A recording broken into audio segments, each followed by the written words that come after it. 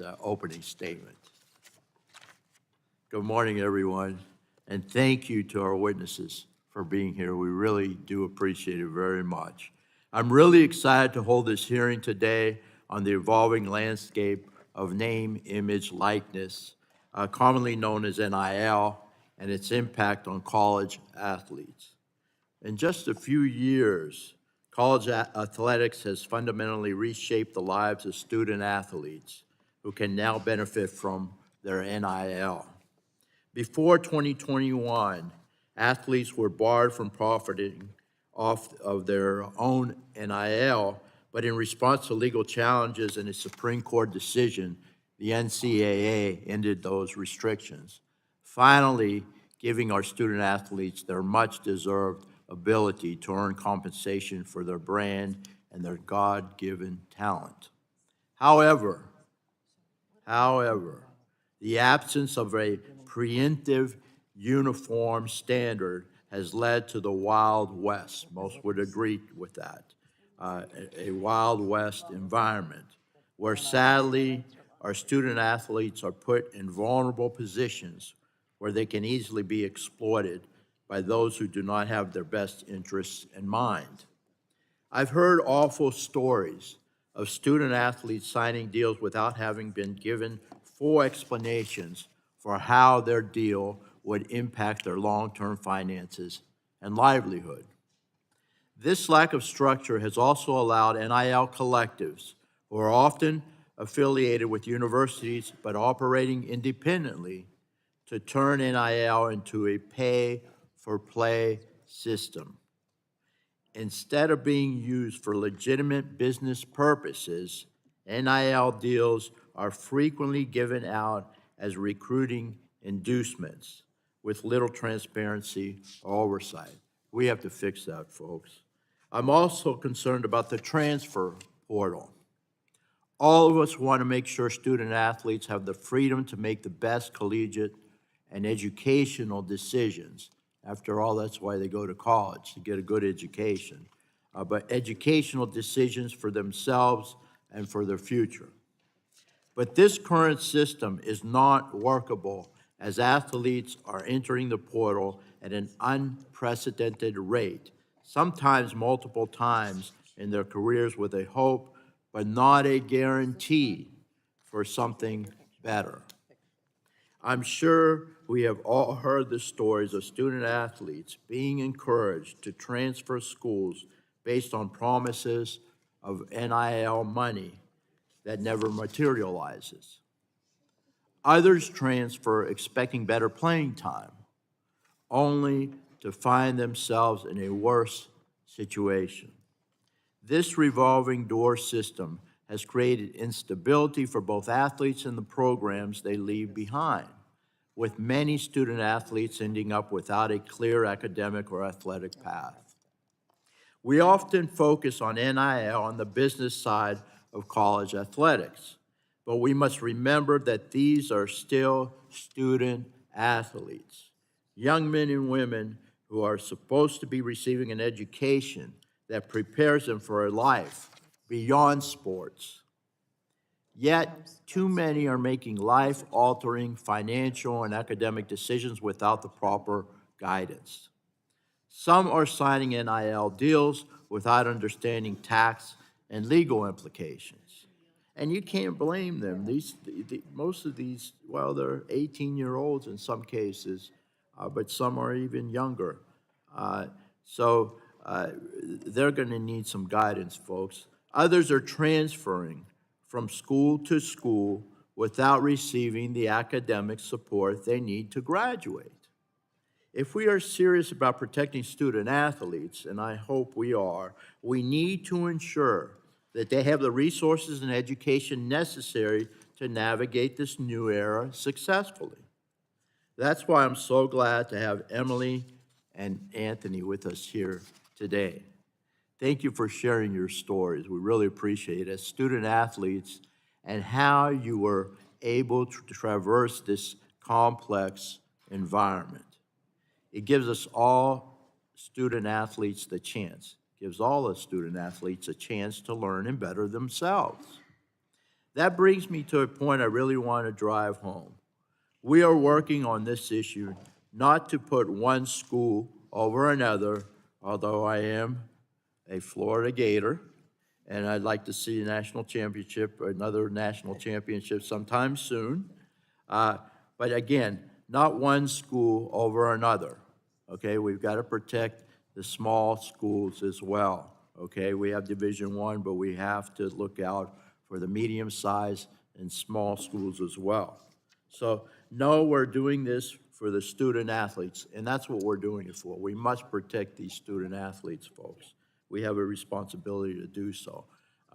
Unfortunately, they haven't been protected in the past, so Congress has to intervene with the preemption, in my opinion. So, I'll say it again. We are doing this for the student athletes, for the young men and women who advance to college so they can continue playing the sport they love and use that experience to help them succeed throughout their lives. It could be a wonderful experience. So it is crucial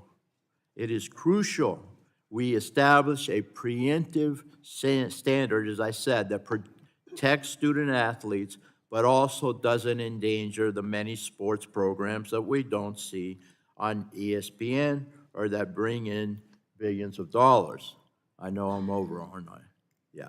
Well, let me just finish here. And I'll give you the opportunity, ranking member, to go over if you'd like. Again, folks, we must protect the student athletes, and we must protect the Olympic sports and the non-revenue sports as well. So this is too important of an issue to get wrong. I think you know that.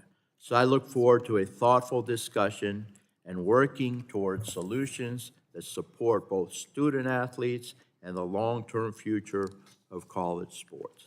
With that, I'll yield back, and I will recognize the ranking member of the subcommittee, my good friend, Ms. Schakowsky, for 5 minutes for her opening statement. Thank you, Mr. Chairman. I certainly agree that we want to make sure that the health and safety of our athletes is always protected. That has been my view and action ever since we've been talking about student athletes. And that's important, and so I want to work with you on that. But I want to say there's actually a bigger issue right now. We find that there are other items which include the fact that the Trump administration has cut the research funding for our, for our universities, for our places of that have to conduct the things for the athletes. And that's even more important, because if there is not money for the institutions to have, then there's not going to be able to be student athletes. And that's why this is not enough. We have to do much more. And with that, I want to call on Congresswoman Robin Kelly to talk further about this larger problem that we are facing. And I yield to Robin Kelly. Thank you, Chair Bilirakis and Ranking Member Schakowsky, and thanks to all the witnesses for their participation. One thing I hope we can all agree on is that college athletes deserve a system that protects their well-being and interests. However, while the rapid evolution of college athletes benefiting from their name, image, and likeness rights may feel chaotic to the NCAA, the conferences, and the universities, it has provided enormous benefits to college athletes. By contrast, universities are now navigating a truly unpredictable environment when it comes to funding for vital academic and research programs. I am deeply concerned about the potential impact of proposed cuts to funding for the NIH. That's one of the real crises that this committee should be focused on. Last month, the Trump administration issued an executive order that would drastically lower the agency's funding for major research institutions across the country. The policy, currently blocked by a federal court, would limit NIH research funding for indirect costs to 15%, which is far below what most universities receive and what they need to support their programs across the entire country, including historically Black colleges, minority-serving institutions, as well as Hispanic-serving institutions, small universities, and large Division I schools. The misconception that NIH funds only benefit top-tier universities overlooks the critical support these funds provide to a wide range of institutions in both the Republican and Democratic districts. For example, HBCUs, MSIs, and HSIs receive hundreds of millions of dollars in 2024 to support vital medical research. These funds are essential for maintaining research buildings and labs, covering administrative costs, purchasing supplies and equipment, and paying support staff. NIH grants a lifeline for many universities, ensuring that research and education can thrive in institutions of all sizes and backgrounds. The reduction in NIH funding is a financial earthquake and would directly affect college athletes as well. Research in sports medicine, head injury prevention, and athletic performance relies on federal funding, much of which comes from the NIH. If this funding is reduced or eliminated, it will only create more challenges for college athletes and hinder the development of critical programs that protect their health and safety. Of course, the impact extends far beyond athletic injuries. NIH funding of clinical trials and other medical research is vital in ensuring that all populations are represented in our nation's biomedical research. For medical breakthroughs to occur and be truly effective, they must include diverse participants reflecting a range of racial, ethnic, and gender identities. Therefore, the need for inclusive research is not only a matter of fairness, but of public health. We simply cannot afford to have the well-being of our students, whether in the classroom, in a research lab, or on the field, be compromised by unnecessary funding cuts by the Trump administration. We must continue to support our universities, including their research initiatives, to ensure that they remain centers of excellence for all students. I have an article from the Washington Post that I'd ask unanimous consent to enter into the record, titled "Hiring Freezes, Fewer Grads. Funding uncertainty hits colleges." I urge my colleagues to remain mindful of the larger funding issues that could jeopardize the future of both education and research in this country. Thank you, and I yield back to Ranking Member Schakowsky. And I yield back. Okay. Thank you very much.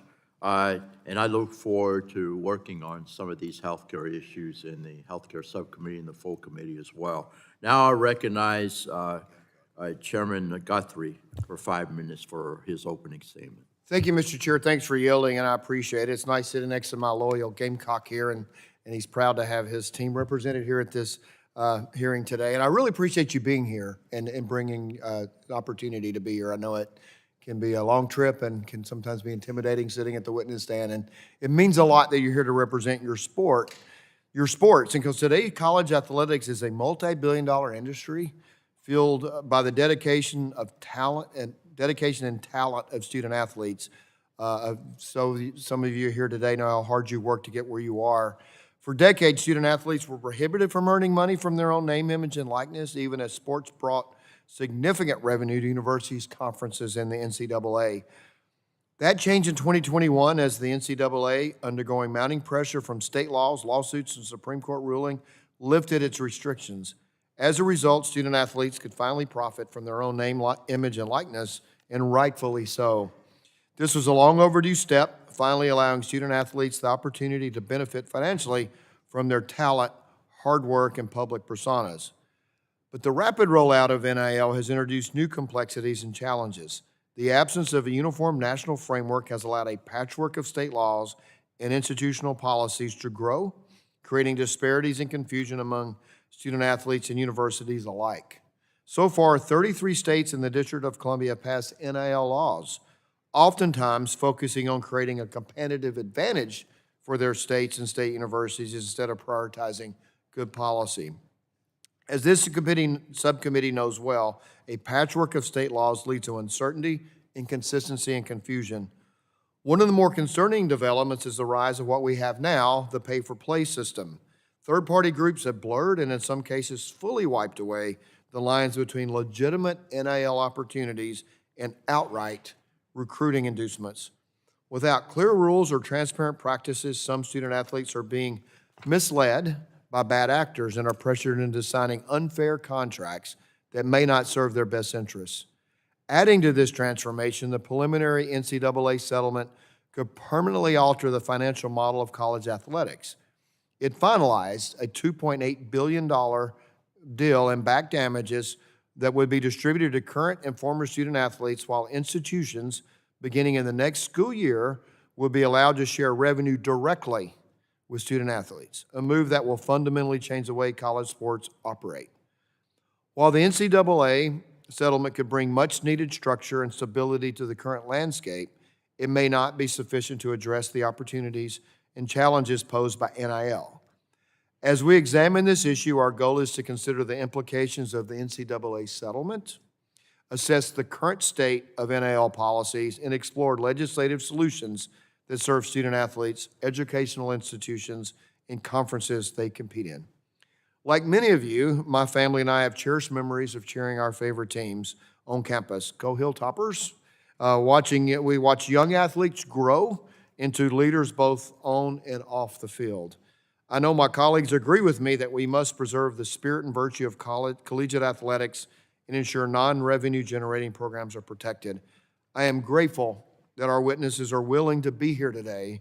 I know you volunteered to be here today to help us better understand the opportunities and the challenges that NIL presents. I look forward to an informative discussion on how our committee can help shape a sustainable and transparent NIL system. I appreciate you all being here, and I'll just say I talked with my friend end of last year, the way you guys were playing at the end of the year. If y'all had gotten in the playoffs, y'all might have gone a long way. You really put that team together in an impressive way, and those of us who are from other SEC schools, fans, and it's always good to have everybody successful. So I know my good friend here. So I will yield back. Thank you very much. The chairman yields back. And now I'll recognize the ranking member of the full committee, Mr. Pallone, for his 5 minutes. Thank you, Mr. Chairman. Last Congress, at 2 hearings on college athletics, we heard widespread agreement from witnesses that finally allowing college athletes to profit from their name, image, and likeness is a good thing and represents a long overdue change in college sports. But today, if we want to focus on the real crisis impacting our colleges and universities, we should be focusing on the financial disaster that they're facing at the hand of President Trump and his complicit Republican Congress. Trump has cut funding from the National Institutes of Health to our colleges and universities and froze their ability to access current grant funding and apply for future funding. Colleges and universities are now scrambling to figure out how they're going to proceed with their research programs. And the cuts threaten their ability to conduct critical clinical trials for cancer, heart disease, children's health, and a lot more. And this is a major crisis, yet Republicans are ignoring it and would rather talk about college sports and talk about misplaced priorities. I'd like to yield 2 minutes now to each of 2 of our Democratic representatives. First, 2 minutes to Representative Trahan. Well, I thank the ranking member for yielding. As a former D1 college volleyball player, the topic of today's hearing hits home. But I want to begin by echoing the ranking member's concerns about the biggest threats facing colleges and universities today. After all, I wasn't just an athlete at Georgetown, I was a student. I was the first in my family to graduate from college, and I saw the transformative impact of higher ed. And I'm deeply troubled that the actions by the Trump administration will jeopardize higher education and strip future generations of the opportunity we as athletes were afforded. As this committee has heard in previous hearings, athletes must be centered in any debates that will affect the future of college sports. Since I came to Congress, my work in this area has been guided by that simple principle: putting athletes first. However, I'm concerned that the majority will put forward legislation that will roll back progress and restrict athletes, limiting their financial opportunity, denying them health and safety benefits, and failing to close the rampant Title IX loopholes, robbing thousands of women across the country from athletic opportunities. Instead, I implore my Republican colleagues to work with me on the legislative proposals I've put forward. When I wrote the Fair Play for Women Act, I did so with the knowledge that schools were systematically taking advantage of Title IX loopholes that deprive women athletes of roster spots. When I introduced the College Athletic Economic Freedom Act to establish a federal right for athletes to pursue NIL opportunities, I had in mind countless stories of athletes unable to fly their parents in to watch them play, or going to bed hungry, all because they couldn't make money off their own name and their schedules were too demanding to get a second job. As this committee and our colleagues in the Senate look to pass federal standards on NIL, revenue sharing, or athletes' employment rights, we must meet this moment and prioritize the athletes, as opposed to enshrining the power structures that have limited their opportunities for decades. Otherwise, we risk jeopardizing the tremendous gains in recent years with one-sided proposals that provide much less than our nation's athletes deserve. Thank you, Ranking Member. I yield back. Thank you, and I yield now to the biggest champion for the University of Michigan, Ms. Dingle. Go Blue! Thank you, Ranking Member Pallone. Before I dive in, I want to echo the Ranking Member's earlier comments. National Institutes of Health funding is vital. I've heard from countless researchers in my district who are terrified about what this means for the future of biomedical research in the United States. This action by the Trump administration threatens to undo the progress our nation's premier research universities have made and will stunt future scientific breakthroughs. I'm hopeful my colleagues will join us to fight for colleges and universities to receive adequate funding from NIH to support their vital research missions. But with today's hearings on NIL, I want to turn to college sports. College sports are the lifeblood of so many communities across the country. As someone who represents a significant college athletic population at schools big and small, I'm committed to crafting federal legislation that ensures all college athletes are heard, protected, and prioritized. I'm lucky to have both the University of Michigan and Eastern Michigan University, two very different schools we've got to protect for their phenomenal college athletic programs and their expertise. I want to thank the chair for holding this hearing. With everything happening in college sports since the last time we convened on this topic, I think it's important to start these conversations early this Congress. Member Schakowsky, my colleague, Ms. Trahan, and other members of this committee on federal legislation that both protects and empowers college athletes. This isn't just about the top athletes on the top 40 football and basketball teams. We need to get this right for more than 500,000 college athletes nationwide. And with that, I yield back. Gentlelady yields back. And now I'm going to introduce our witnesses. I really appreciate y'all being here. I know that it could be intimidating, and sometimes you give your views in public and become a little controversial. And you're here representing yourselves more than your university. But I get a lot of opinions from athletes and coaches, but they don't want to come and testify. So I just give you so much credit for doing this. So hopefully we'll learn. We need to hear from you. We need to, rather than us talking, we need to hear from you so we get a good bill. We need a good bill, and we have to work in a bipartisan fashion to get a good bill. So without further ado, I introduce the witnesses. Miss Emily Cole, All-American track athlete, Duke University. Class 2024. Thank you for being here. We appreciate you so much. Mr. Justin Falcinelli, he's a former college athlete at Clemson University, so you're representing the ACC, and Vice President of the College Football Players Association. Welcome. Mr. Anthony Egbo, a football athlete, Abilene Christian University, class of 2024. Thanks for being here, Anthony. And then we have Mr. Josh Whitman, who's the athletic director at the University of Illinois. Go Illini. And we've got we've got an Illinois member of Congress here, our ranking member.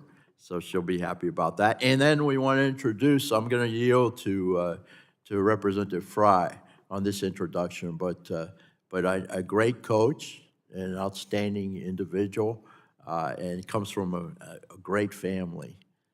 So I really appreciate you being here, sir, representing yourself, but you also representing, to a certain extent, the SEC. So thank you very much. I'm going to yield to Representative Fry to introduce our guest. Thank you, Mr. Chairman. I'm honored to introduce the head football coach of the South Carolina Gamecocks, Shane Beamer. Good to see you, sir. Since taking over as head coach of the University of South Carolina in December of 2020, Coach Beamer has led the program to historic success, securing the most wins through 4 seasons of any coach in the Carolina football history.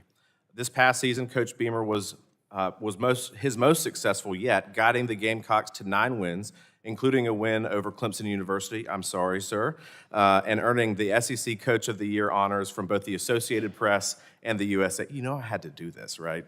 As the son of legendary coach Frank Beamer, Shane has been immersed in college athletics his entire life, which I think is really important to guide us in this discussion today, bringing a deep understanding of the game and the evolving landscape of college sports. This fall, he will open up the 2025 season against Virginia Tech, his alma mater, and the program that his father built, where I fully expect that he will put on full display the SEC dominance in this non-conference matchup. Coach Beamer is uniquely positioned to navigate the challenges of NIL and the ever-changing world of college athletics, ensuring that his players are prepared for success both on and off the field. And I will say, because all coaches seem to be players' coaches, Coach Beamer has made a hallmark of his coaching career to be really focused on the players. And so I think that vantage point is really important today. I want to thank him for his time today and look forward to his testimony. And with that, Mr. Chairman, I yield back. Thank you, gentlemen. Yields back. Now we'll recognize Ms. Cole. You're recognized for 5 minutes for your testimony. Again, thank you for being here.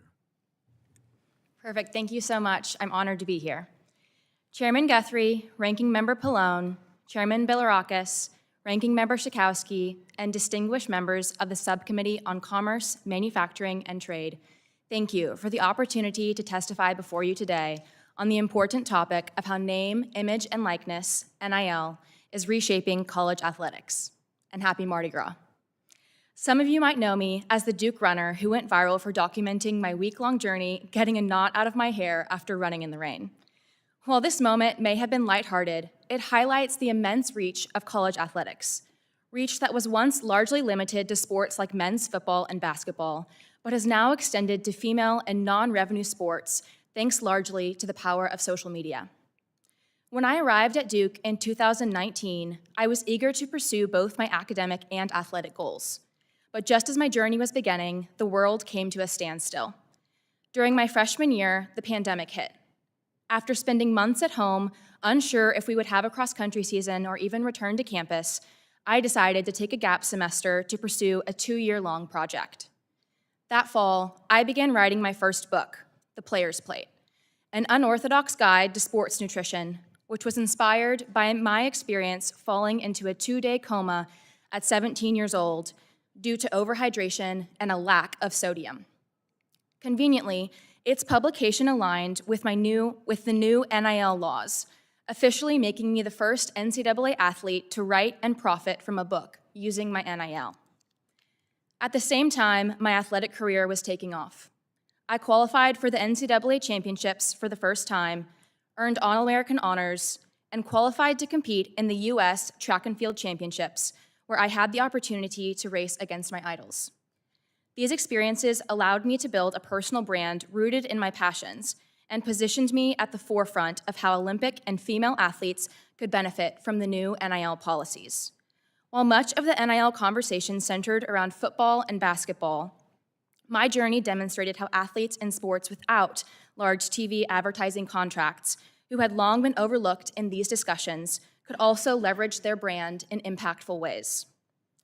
Today, I have over 700,000 followers across platforms, and I strive to use my position to inspire young athletes to fuel their bodies well, chase their dreams, and build the confidence they need to pursue their goals in sport, education, and life.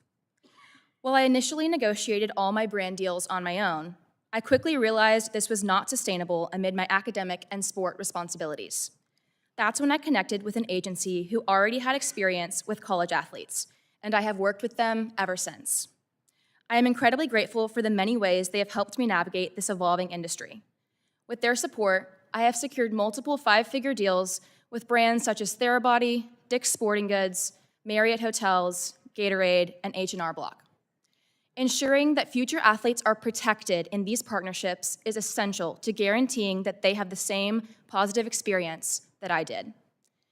I was also fortunate to be a part of the inaugural NCAA and Meta NIL Empower program, which provides education and resources to female athletes on how to build a brand and maximize their NIL opportunities. Since then, I have continued to serve as a mentor for the program, helping ensure the next generation of female athletes is equipped with the knowledge and support they need to confidently navigate this new era.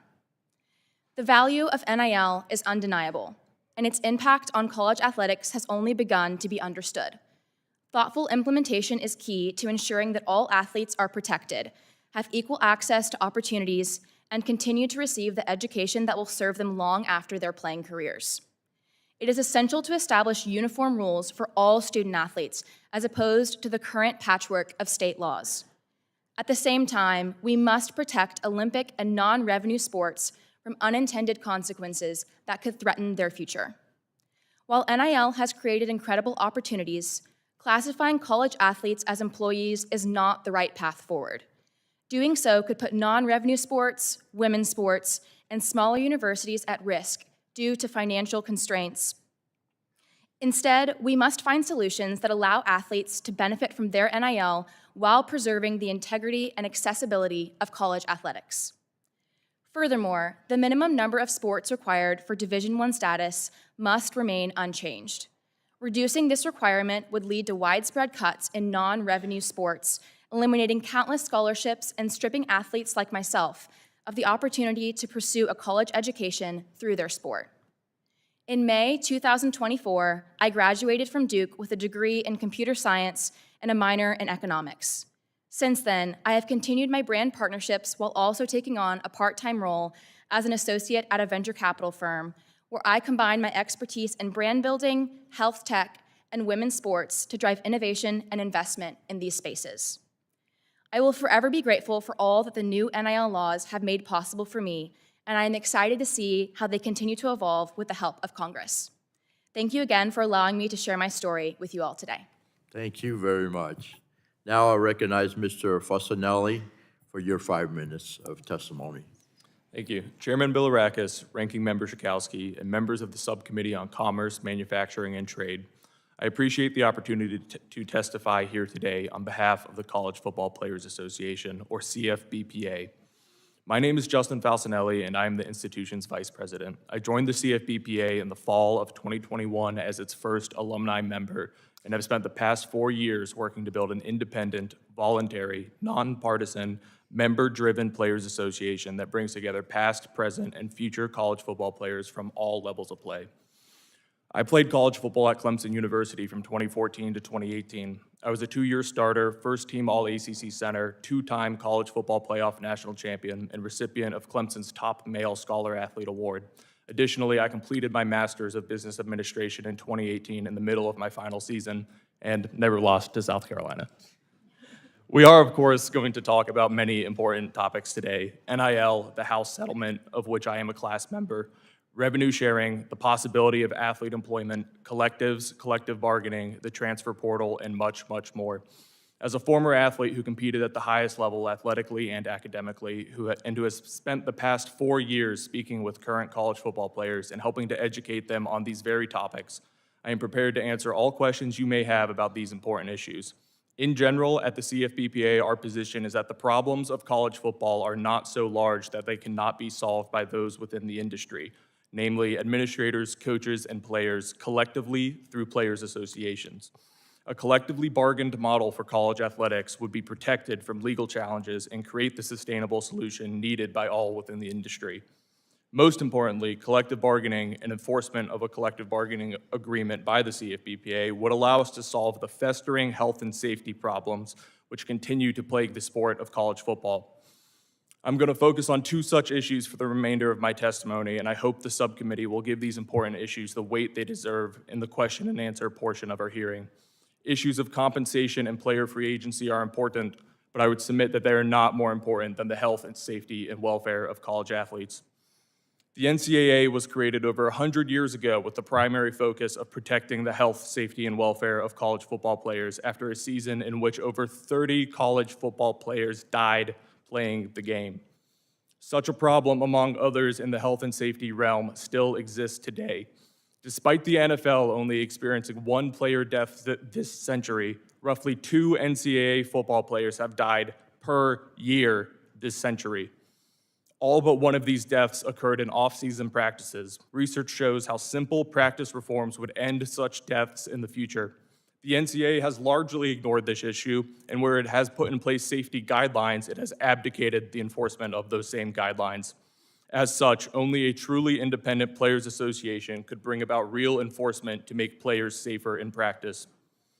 Another area I hope we can focus on today is the need for independent medical care for college football players nationwide. Almost every college athlete at almost every institution knows somebody or has experienced themselves inadequate medical care. Many athletes have been pushed to return to play before their body or mind has fully healed by compromised medical providers within their athletic departments. A 2019 report by the National Athletic Trainers Association indicated that 36% of athletic trainers reported that coaches influenced the hiring and firing process for sports medicine staff in their athletic department. This is done so a coach can secure a medical staff which will yield to their decisions regarding medical care. This often means rushing guys back to play or downplaying the severity of injuries to players. We saw a tangible example of this recently in the court case of our advisor, Dr. Scott Lynch.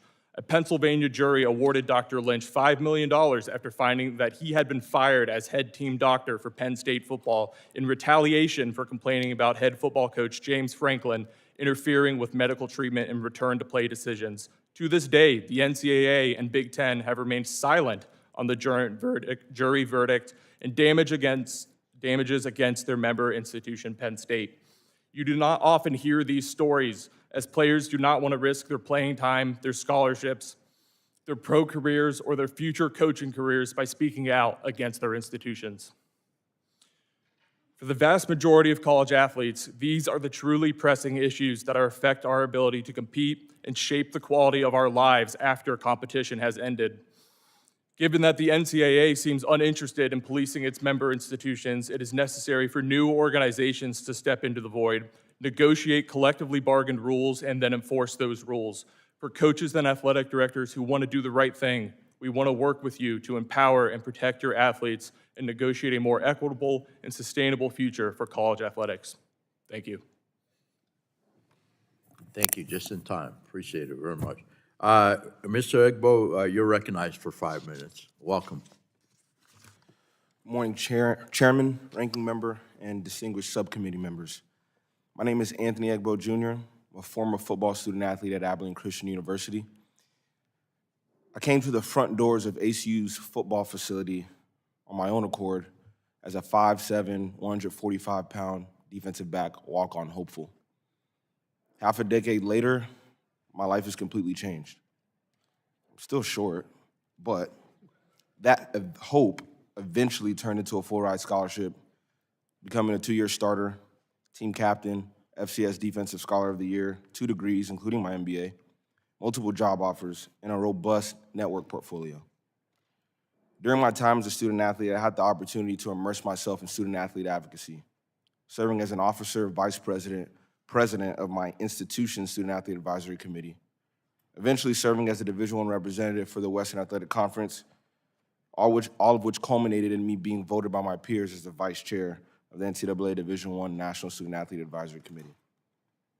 My story is one of opportunity, the kind that defines college athletics for hundreds of thousands of student athletes like me. I know this hearing is about NIL, so I'd like to briefly share how I've benefited from my name, image, and likeness. I've had multiple NIL agreements with businesses in and around my community. One of my favorites was actually a deal with a local bakery who made the Egbo sandwich. It was a sandwich named after me, and yes, it had egg in it. It was marketed throughout my senior year and in all my games. My biggest deal, though, was with First Financial Bank. I became their national brand ambassador, appearing in commercials, photo shoots, and even appearing in stakeholder meetings. The professional development and compensation I earned from those deals embodies everything NIL is supposed to be about.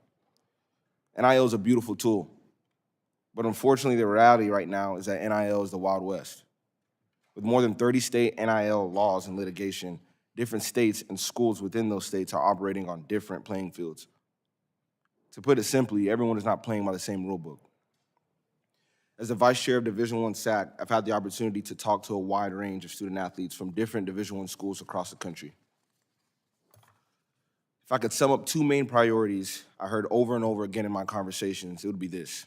First, student athletes want uniform NIL rules and clarity. Without a clear and consistent set of rules, a lot of student athletes are fending for themselves. I've heard of student athletes getting taken advantage of due to large gray areas from the lack of clear and enforceable rules. Uniform rules and clarity are needed to ensure that NIL fulfills its intended purposes and is not harmful to the ones it was created to benefit. Secondly, student athletes want to remain student athletes, not employees. Employment has a serious potential to evaporate opportunity and access to college sports outside of the top 5% of programs. In my conversations, I have not talked to a student athlete who is anti-getting paid, but they overwhelmingly say they do not want to be employees of their schools. I'm not here to testify because I was an All-American, big-time SEC football player. I'm here because I'm the opposite. I'm here before you today to represent guys like me, the women who can compete at schools like mine, those who play in non-revenue generating sports, those who compete at historically Black colleges and universities, those who play Olympic sports, and those who are at places that are offering athletics at a deficit to the university. This is the majority. This is really what most Division I sports programs are made up of. I'm hopeful that we can work together to ensure college sports are fair and continue to open the door to opportunities for countless young people like me. I'm hopeful and actively working on the ways that we can enhance the student-athlete voice and decision-making influence inside the structure that we are familiar with. I'm hopeful that opportunities continue to flourish for the student-athletes of the future. Thank you again for the opportunity to testify. I'm incredibly appreciative of your commitment to shaping policies that will positively impact the next generation of student-athletes. And I look forward to the future with optimism. Well, let me just say this, very well done, and we really appreciate your contribution, and I'd like to meet with you maybe, some other time so we can expand on these issues. So we really appreciate your input. Thank you. All right, next we have the athletic director from the University of Illinois. You're recognized for 5 minutes, sir. Good morning, Chairman Bilirakis, Ranking Member Schakowsky, other distinguished members of the committee. Thank you very much for the opportunity to be with you today. My name is Josh Whitman. I recently began my 10th year as the Director of Athletics at my alma mater, the University of Illinois, which is a founding member of both the Big Ten Conference and the NCAA. At Illinois, I'm responsible for all facets of an athletics program that supports nearly 500 student athletes competing in 21 varsity sports. As an undergraduate business student at Illinois, I was an academic All-American football player and played 4 seasons in the NFL. After attending law school, I clerked on the United States Court of Appeals and worked briefly here as an attorney in Washington, D.C. Before returning to Illinois, I spent almost 6 years as the athletics director at 2 Division III institutions. For the last 20 years, I've dedicated my career to working at the intersection of school and sport. For thousands of student athletes, sports open doors to a life-changing experience and education.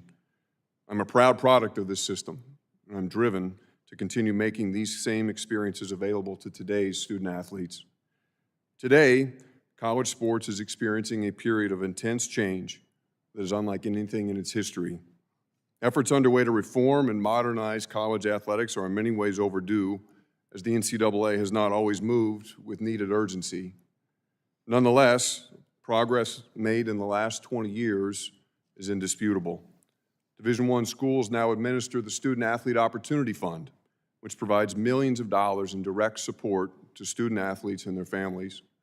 In addition, schools can now grant nearly $6,000 annually to student athletes as incentives for academic progress and graduation.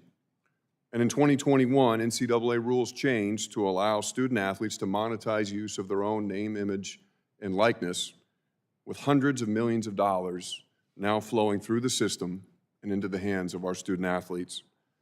For almost a decade, Autonomy IV institutions have offered additional protections for student athletes, protections that recently became mandated across all of Division I.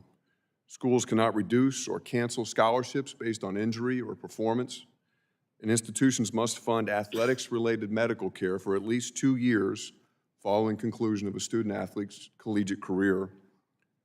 But the biggest changes are yet to come. In April, we are hoping for final judicial approval of what would be a historic settlement, 3 class action lawsuits commonly referred to as the House settlement. Under its terms, schools will have the option to distribute more than $20 million annually to student athletes, resulting in tens of billions of dollars flowing directly to student athletes over the next decade. The challenge we face today is the environment in which these changes are occurring, highlighted by increasingly active state legislatures and outside entities advancing their own agendas. We now have an expanding patchwork of state laws that are frequently being adopted to create competitive advantage for their hometown institutions. At the same time, the efforts to recast student athletes as institutional employees would be catastrophic for the vast majority of the NCAA's membership, likely resulting in lost opportunities for thousands of student athletes. To preserve the American collegiate sports model that has benefited millions of students, families, and communities for generations, we need help from Congress to pass comprehensive bipartisan legislation. One that codifies various benefits and protections for student athletes. 2, that establishes a national NIL and revenue sharing framework, largely in line with what is contemplated by the House settlement. 3, that preempts state laws that have increasingly become weaponized to provide competitive advantages to hometown institutions. 4, that provides a limited antitrust safe harbor that will allow us needed flexibility to create a reasonable and enforceable regulatory framework governing such things that are as basic as eligibility rules. And 5, that clarifies that the relationship between student athletes and their institutions is not that of an employer and an employee. When needed in the past, Congress has helped advance the interests of the college athletics enterprise, an institution that is uniquely and proudly American. We again need your help to provide us the tools needed to modernize our ecosystem while at the same time protecting our student athletes and the pillars that are central to our model. I'm eager to continue working with you to achieve these noble objectives. Thank you. Look forward to answering your questions. Thank you very much. Excellent testimony. I appreciate it very much. And now we'll recognize Coach Beamer. Congratulations on a great season, Coach, and thanks for being here. Appreciate it. You're Thank you very recognized much. for 5 minutes. Appreciate you saying that. Good morning. My name is Shane Beamer, and I am the head football coach at the University of South Carolina. It's a privilege and absolute honor to be here with you this morning to speak to you about the future of college sports. I'm going into my 26th year in coaching, and outside of my family, developing college football student athletes has been my life's work. As Mr. Fry alluded to, my father was the head football coach at Virginia Tech for 29 years. I myself played high school football and baseball and went on to play football at the collegiate level, competing for a football national championship alongside my father. The experiences that I've had as both a student athlete and a coach have fundamentally shaped me into the man that I am today. We are at a critical crossroads in college athletics, and quite simply, we need your help. The system is long overdue change. The current situation is unsustainable. A national, bipartisan federal law will provide equal opportunity for all student athletes to benefit from NIL and create a uniform standard to ensure we're all playing by the same rules. I believe we can all agree that the college student athlete experience is worth preserving. A college education is invaluable. especially given the reality that less than 2% of college student athletes advance to professional sports careers. A federal law codifying the settlement will maintain an education-based model for college sports while ensuring the opportunity for student athletes to earn a degree and the tools necessary to be successful in life after sports. Action by this Congress will also provide much-needed stability essential to college sports and expand current benefits enjoyed by many student athletes. Free tuition, room and board, educational grants, academic support and tutoring, medical and mental health support, nutritional support, life skills development, superior coaching and training, and extended medical coverage. If you don't act, college sports will be destroyed by never-ending litigation and conflicting state laws. And designating student athletes as employees is not the right path because an employment model will drastically reduce the number of sports a school is able to offer.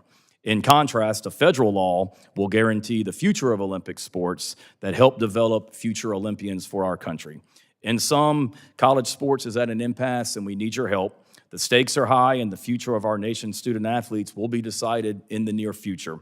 Thank you for your time and your consideration of a topic that is personally so important to me and hundreds of thousands of student athletes. Thank you very much, Coach. I appreciate it very much. I think we're going to get some consensus this year. I really do. I know that time is of the essence. So I appreciate that very much. I'll recognize myself for 5 minutes of questioning. Coach Beamer, the transfer portal has drastically affected college athletics, especially football, as you know, of course. In your experience, how has the transfer portal impacted your team from a planning and competitive standpoint, but also your student athletes' ability to get a robust education? And how do you see the new revenue sharing model changing the current transfer portal dynamics? Thank you. We've certainly benefited from the transfer portal. I won't sit here today and say that we haven't. Now, have we lost players in the portal that we did not want to lose? Absolutely. But we've benefited from the portal without a doubt. So it's been a benefit for us in so many ways. There's areas of the portal that certainly can be improved. I don't necessarily like what it maybe teaches young men and women at this stage of their lives. And I don't like some of the impacts that the transfer portal has on their academic progress.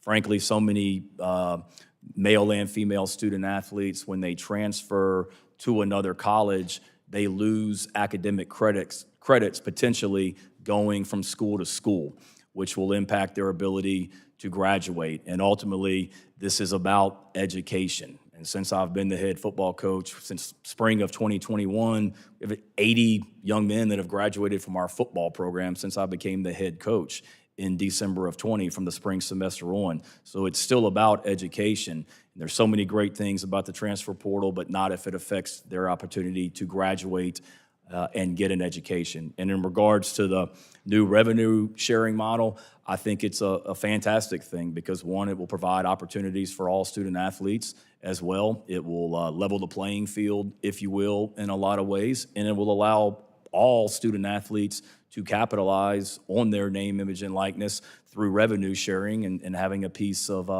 what they deserve because of what they bring to our universities. Thank you very much. I appreciate it. Ms. Cole, you are a prime example of how an athlete in a non-revenue generating sport can successfully take advantage of NIL opportunities. When the rules changed in 2021, what challenges did you approach when you navigated the NIL landscape? And I know if you can elaborate a little bit, because I think you covered it to a certain extent in your testimony. Yes, absolutely. Thank you so much, Chairman Bilirakis. So whenever I first started having to navigate the new world, the timing, as I mentioned, landed really well with my book having just published. And so I did a lot of the initial negotiations on my own, and I would, kind of have my parents look over contracts and make sure that there weren't any terms in there that I didn't want to have happen. But after my platforms grew for over the next year, I ended up working with this agency, and they really helped me navigate the space because it was, everyone that I interacted with, whether they were at a huge corporation or with universities, a lot of times they were asking me questions about the NIL space because it was all so new and everyone was just trying to figure it out as we went. So I think that was probably the biggest challenge, was just that it was so ill-defined that we were all kind of trying to figure it out as we went. You said that an agency, you contacted an agency. Was that a collective?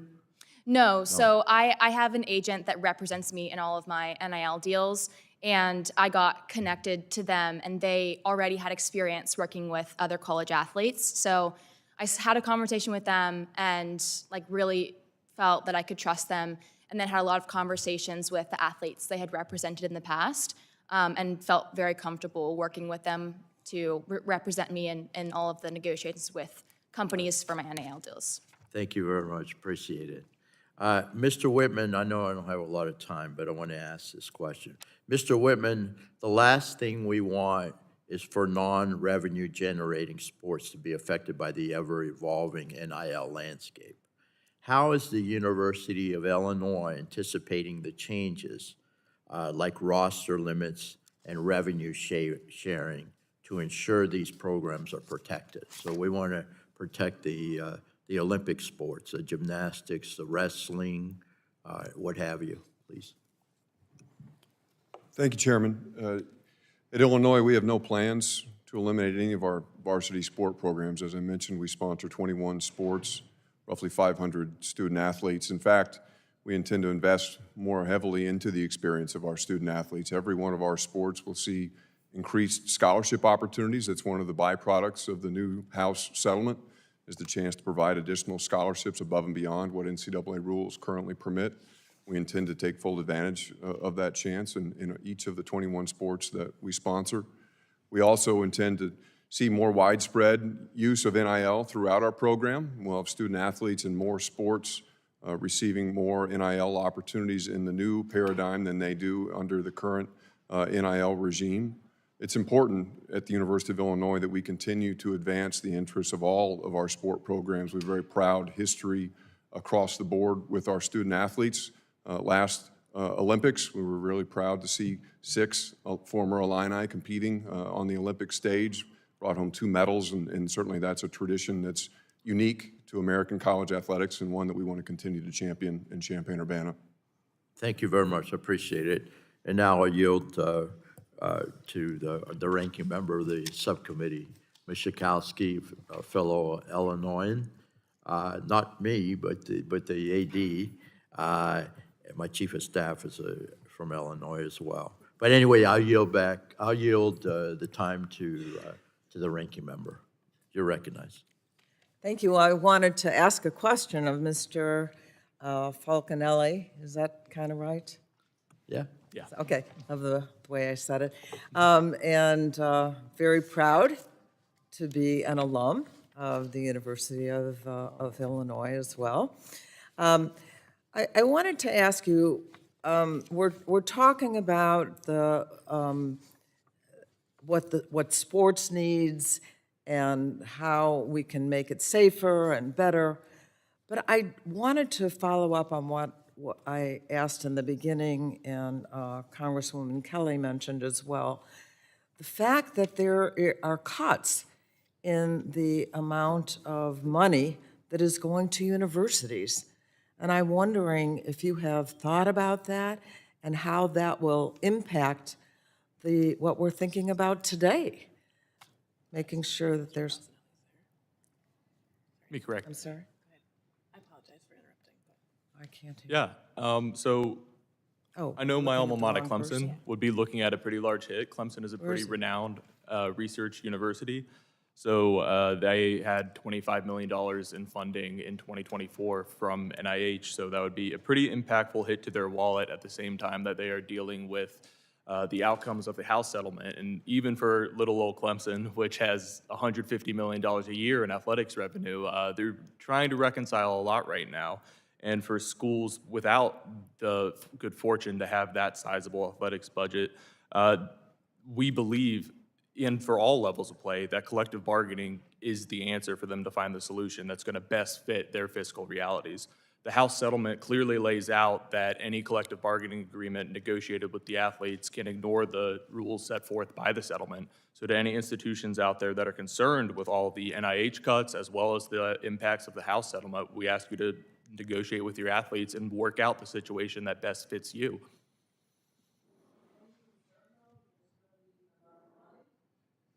Are you concerned, though, that there's going to be enough money to really have robust student athletes if money is really taken off of the universities? Oh, absolutely. And potentially the universities could look into using athletic revenues to help compensate for some of these losses in research funding. And that's something you'd be able to negotiate through collective bargaining. Athletes understand and often take part in majors that are doing this research. It would be important to them to be able to continue to do so, and would, I'm sure, will love to see that on the negotiating table. What's the next one? What is the, what do you think the most important thing that is important for student athletes in terms of reform? Yeah, as I said in my testimony, it's something near and dear to me is health and safety. Athletes are often afraid to speak out on the issue because they're beholden to the will of their coaches, their university, and can risk their playing time, their pro careers, their scholarships, their medical care, their potential future in the sport if they want to go on to coach. Your most likely avenue to do so is at the institution you played at. And so in these issues where trainers are pushing players back to play too soon or being dishonest about the severity of your injury, you have no one to turn to advocate for you, to help push the team doctor to get you the MRI that you need to diagnose your injury. Players are without representation. And this is why we so strongly believe in the need for independent players associations where players can have a rep who is not subject to the extreme pressures of college athletics, who is there solely for their best interest, that can represent them and enforce the rules that are negotiated in a CBA and hold institutions accountable. Well, I think it is very, very important. Are you present on campus in your work? We're present at institutions around the country and are actively doing on-the-ground organizing. Okay. Thank you very much, and I yield back. Generally yields back. Now recognize the chairman of the full committee, Mr. Guthrie, and I appreciate you making this a priority. Well, thank you. We need to make it a priority because we've got a lot of work to do, and I appreciate it. I guess getting to my colleague's previous question, it said, well, cuts NIH and overhead going to universities, and I think you just quoted a number coming from Clemson. I think y'all prepared for this meeting to be an NIH meeting instead of NIL.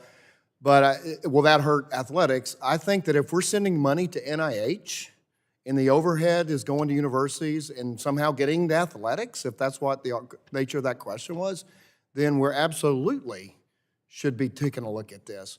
You know, Harvard has $50 billion endowment, gets 70% facilities and administration and some of the grants. I mean, we should want grants to go to saving childhood cancer, all these other things is moving forward, and hopefully some of the overhead's not going. I hope you didn't intend that to say this going to our athletes and sports, because it absolutely shouldn't be. So, Mr. Beamer, the answer to the question just before, Coach, players being put into the precarious positions when they're injured. Do you know of any of your colleagues that I know you love your players. Have you ever looked at a play? I think you probably sometimes try to prevent players from going into the field. Do you know of any instance where a coach knowingly puts a player in a bad position? First of all, thank you for your comments earlier as well. And before my dad was the head football coach at Virginia Tech, he was a Murray State racer. So you said go Hilltoppers, and I said go Racers. We love the Racers too. Right back at you. No, sir, I do not. I can't speak for other programs that I haven't been a part of, but I can say as the head football coach at the University of South Carolina, I truly love and care for the players that I coach to the point where I haven't let guys go back and play when they have been cleared by a trainer in some instances. I've never once directed our trainer to put a player out there before he's ready to play. When the trainers say he's cleared and ready, we put him back out there. And again, I can't speak for other schools, but not to my knowledge. Well, thanks. So, being fans of all conferences, Kentucky has ACC and SEC schools, so and others, as we just mentioned, and the great traditions of college football. How do we, Coach? How do we find a balance between preserving what we know college football to be, but also allowing our athletes to have the opportunity to earn money with their name, image, and likeness? Absolutely. I think everyone in here can agree that sports bring both sides together and unites both sides as well. And I believe that we're all passionate about that as well. And certainly every player on our team would tell you that I'm an advocate for them being able to maximize and capitalize on every opportunity they have as student athletes at the University of South Carolina. We're in the capital city of South Carolina, where we are the only show in town in the city of Columbia. So we have a great following that presents so many opportunities for all of our student athletes, not just football, but women's basketball with Dawn Staley and on and on and on. So there's fantastic opportunities for our student athletes to be able to capitalize on their name, image, and likeness. But at the same time, education has still got to be at the forefront, without a doubt, where all of our student athletes leave the University of South Carolina with a degree. I mentioned in my opening statement the number of student athletes that go on to play pro sports, and that's critical for us going forward. I'll use the example of Lenora Sellers. He's our starting quarterback. He will be a Heisman Trophy candidate next season. He will have an opportunity to play in the NFL. He is currently compensated very well from a name, image, and likeness standpoint. But on his own, he's already reached out to companies in the city of Columbia about doing a summer internship with them. Unbeknownst to me, but here's a young man that understands that football is not going to last forever and wants to do everything in his power to take advantage of the educational experience in Columbia also. Okay, thank you. Thanks, Coach. So, Mr. Egbo, I have a cousin who went to Abilene Christian. So what are your thoughts? I know now it's going to be revenue shares. Schools are going to help create the collective. We're probably going to have some exemption if they're not going to be employees to say that, because obviously if you're getting paid from the gate, that is. So what's your view of the employee relationship with the university versus being a student at the university? Yeah, thank you for that question. I think it's a question that's really at the heart of a lot of student athletes' minds right now. Being at an institution, an FCS football institution like my own, how do I say this? It's hard to fathom how that would look at an institution like ours. Speaking specifically to the coach-player relationship and the employer-employee relationship, those that play ball know that inherently a coach is a role model. They're a mentor. They're somebody that invests. That's not inherently what an employer is. Employer is more focused on performance. A coach inherently is somebody that you look up to, somebody that can pour into you, somebody that can help you become the best 35-year-old version of yourself. And so at the core of it, that's what sports is also doing. It's molding young men and women to be future leaders, to be the best fathers, husbands, wives, future leaders in this country. And I think that's in principle what has an opportunity to be shaken, is that foundation with an employer-employee relationship. Besides that, it's just not sustainable from a university standpoint. And I've done a lot of work as far as engaging in conversation about this specifically. I've had a multitude of conversations with my president and different university administration on, hey, what would this look like for institutions like ours? And is it just not sustainable besides the principle? I'm going over my time, so I appreciate that, and I will yield back. I appreciate your answer. I'll yield back. Thank you very much. The gentleman yields back, and we'll recognize my friend from the great state of Florida, fellow Floridian, but we didn't go to the same school. Sorry you didn't go to Florida, Kathy. Kathy Castro. please. You're recognized. Well, thank you, Mr. Chairman. There's nothing like college sports. It's beloved in America. It builds cohesion among the community and alumni and students, and great pride in your institution. You admire the skill of all the student athletes and then the care and concern of the coaches and support staff. But it's also big business. I think right now college sports generates over $18 billion all told, but it wasn't until that 2021 U.S. Supreme Court case where they granted student athletes the rights to their own name, image, and likeness.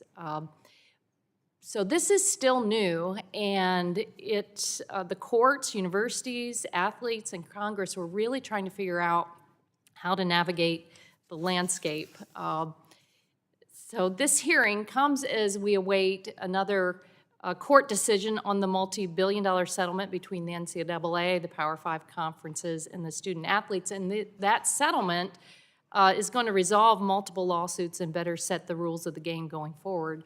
And Chair Bilirakis, I know that you care, and you've been talking to me and other members about trying to bring some guardrails, and I'm interested in working with you on that. But I just do not think we can ignore the bigger picture right now of what is happening in higher education with the illegal shutdown of federal funds, of grant monies that flow to students and educators, the wrench thrown into research at higher ed institutions by Elon Musk at the direction of the president. I fear for the fallout for all students at the University of Florida, and at the University of South Florida, and at FSU, and at UCF, research funding, and then the slashing of student aid, student financial aid. I think this we're going to be in a quandary here, and I just couldn't let this moment pass without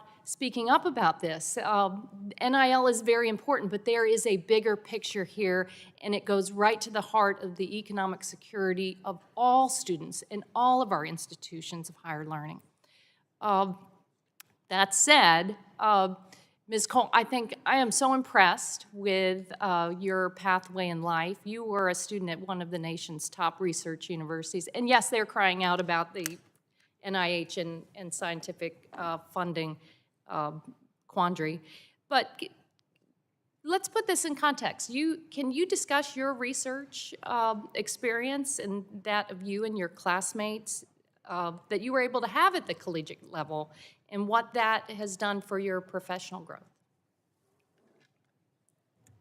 Yes, absolutely. Thank you so much for the question, Congresswoman. I did do some research with the more lower level education communities in North Carolina, helping to provide more culturally relevant curriculum within computer science.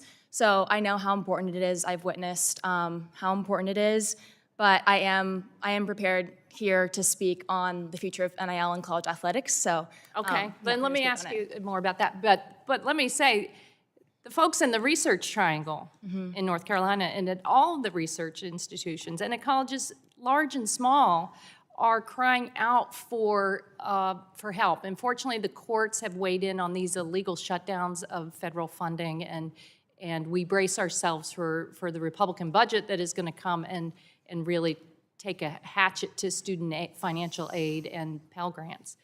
But back on this topic, I'm very concerned with Title IX and what NIL is doing to build inequities. We've worked so hard over the years to ensure there is equity between female and male athletes.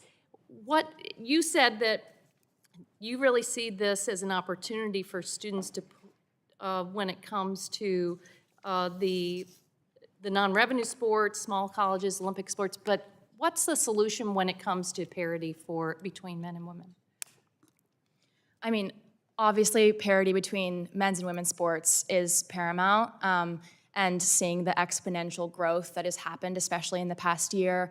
I mean, having the National Women's Basketball game have more viewership than the men's, and then finally achieving gender parity in the Olympics, I think it's extremely important, but I'm not able to speak on the actual implementation of the laws of how that would Okay, happen. so that's up to us, Mr. Chairman, to ensure that NIL doesn't warp all of the hard work that we've made to build opportunities for men and women alike in sports. So I'll yield back. Thank you very much.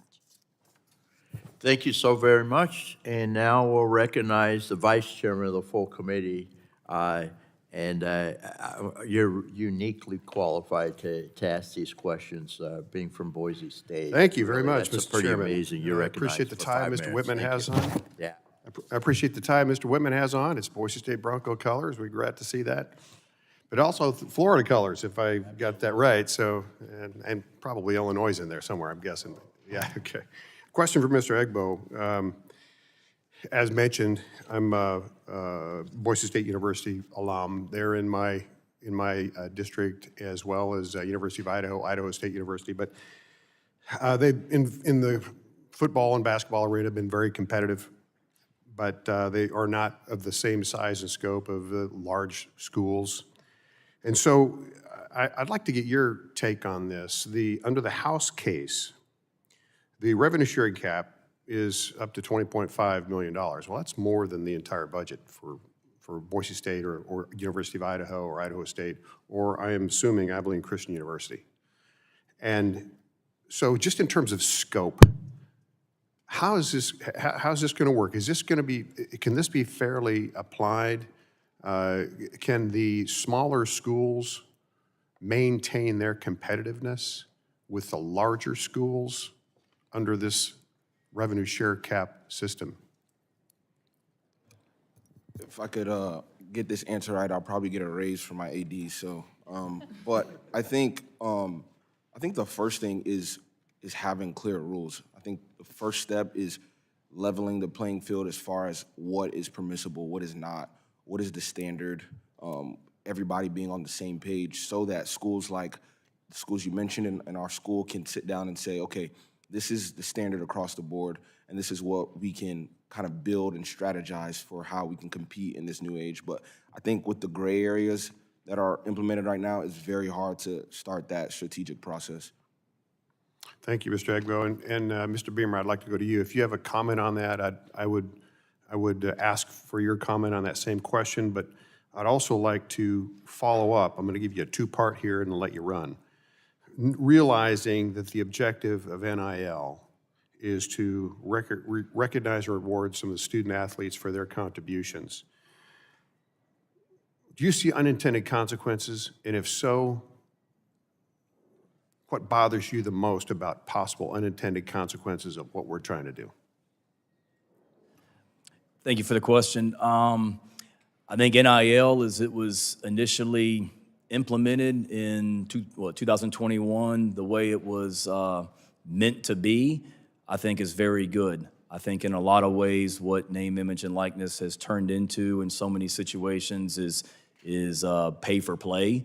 And that's very much because of the fact that it's not as regulated in my mind as it should be. There's an issue of agents in the NIL world that's another issue in regards to how it's regulated and is everything on the up and up. That's an unintended consequence that I think has come certainly from NIL, without a doubt.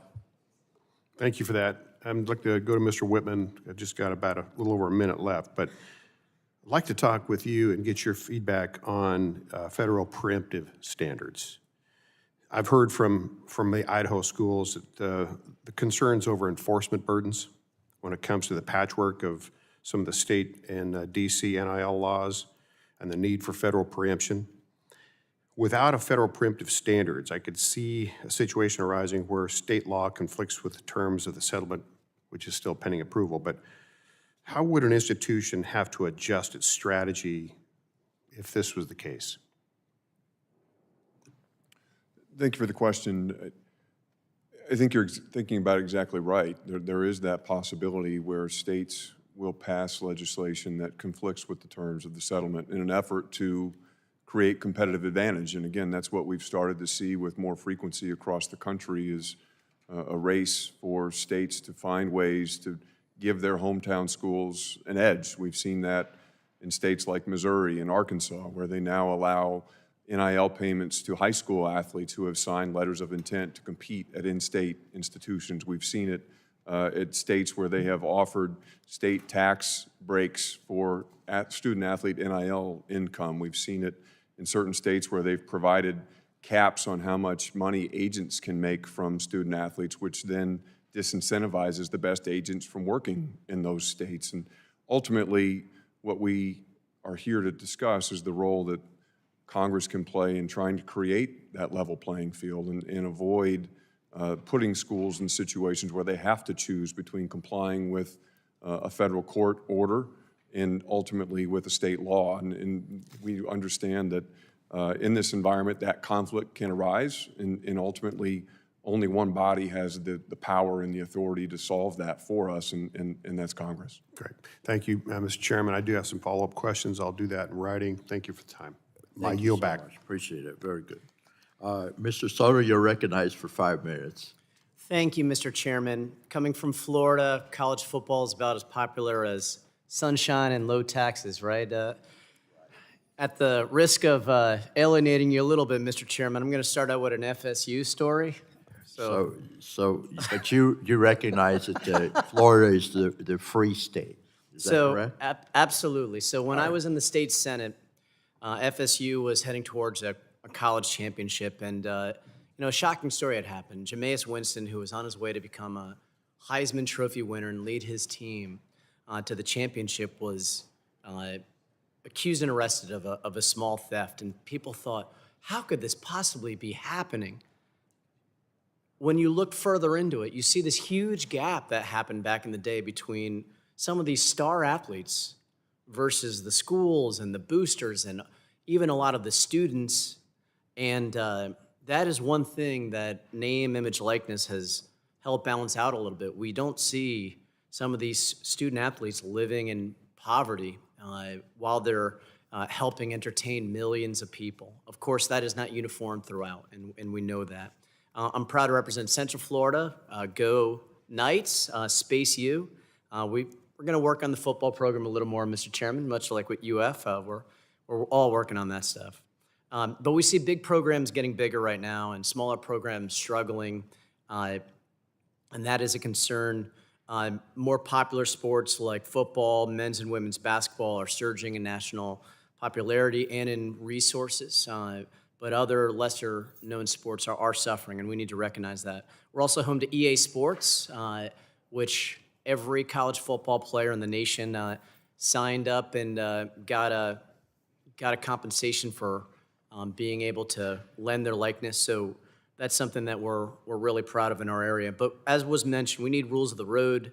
We've had many hearings, but no bill passed into law just yet. And so we have work to do.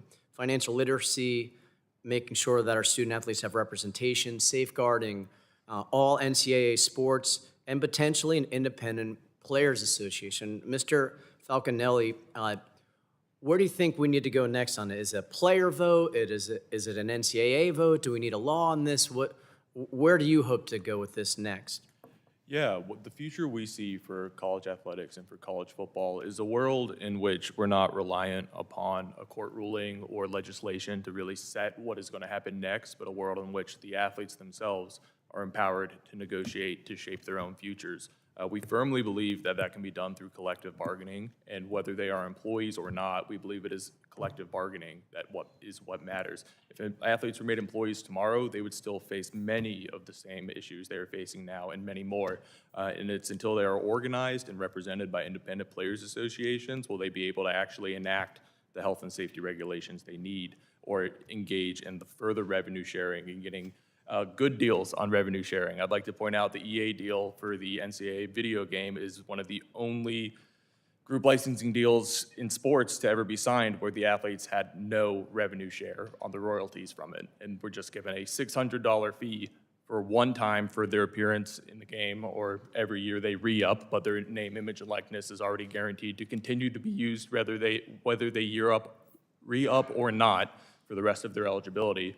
And that game has gone on to probably cross over $700 million in revenue this year. It was the top-selling sports video game of all time, and athletes have not been able to share in any of that revenue share.